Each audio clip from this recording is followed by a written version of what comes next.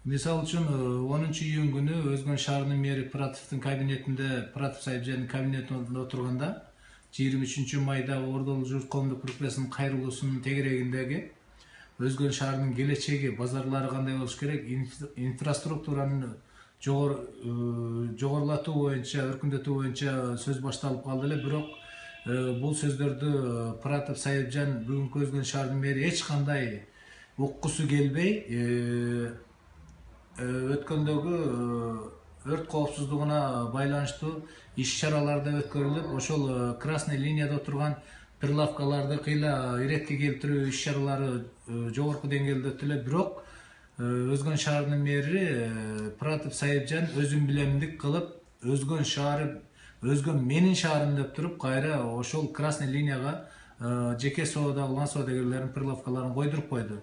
Бүгүнкү күндө бул окшогон мындай кылганда мечитти, дубаны, патаны жогору коюп, мамлекеттик кызматта отуруп, мамлекет өзүнүн аткара турган иштерин экинчи этапка койгону мен бул туура эмес деп көз караштамын да.